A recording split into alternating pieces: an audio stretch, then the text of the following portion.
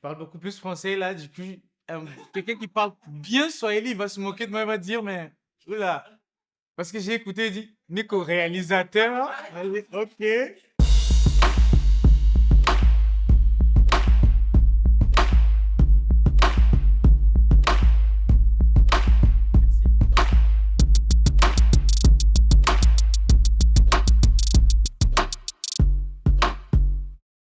Ça va être dur là.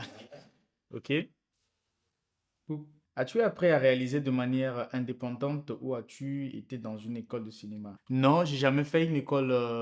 Je suis chanteur, musicien à la base, je chante. Et c'est en 2017 que j'ai participé à un atelier de cinéma de 7 semaines. Dans cet atelier, c'était organisé par les ateliers Varan, initié par Boris Louchkine, qui est un réalisateur français. Et donc, j'ai appris pendant 7 semaines à faire un film. J'ai appris la pratique. Je me souviens, le premier exercice, moi, comme je suis devant la caméra, toujours je filme en bougeant.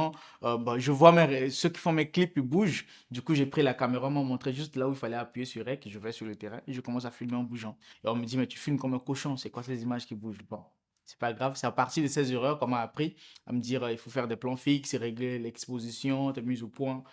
J'ai appris vite en 7 semaines. Je réalisais un premier court métrage qui était intitulé Mbina Montoya et moi.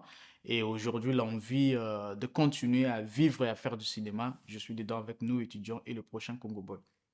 Alors, là, voudrais-tu te diriger vers la fiction prochainement? Prochain projet. J'ai commencé dans le documentaire et déjà à la base avec mon premier court-métrage documentaire, je mets beaucoup en scène mes personnages. Je ne suis pas en train de totalement quitter ce monde, ce côté de documentaire. Je reste un peu dans ce même milieu, même si je vais faire de la fiction, mais ce sera une fiction assez réelle. Pourquoi tu fais du documentaire? Dans du documentaire, tu captes la réalité, la vie, tu n'inventes pas beaucoup les choses, tu restes dans ton quotidien. J'aime raconter ma vie, mon histoire. J'ai quitté un milieu où je vis en Centrafrique comme réfugié depuis mon enfance. Et le documentaire nous permet d'être très proche des personnages avec qui on a une histoire qui est vraie, qui est vraiment réelle, une histoire originale qu'on peut capter au fur et à mesure quand on vit avec la personne. Quel est ton prochain projet?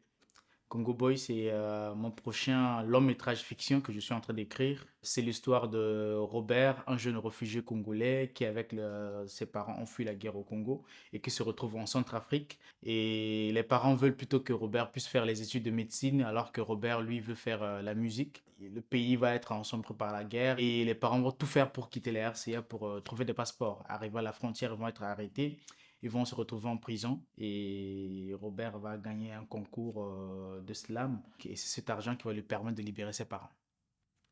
Djambo, Nico Rafiki Fariala, réalisateur, il y a un film documentaire, la fiction, Nico musicien, and cut.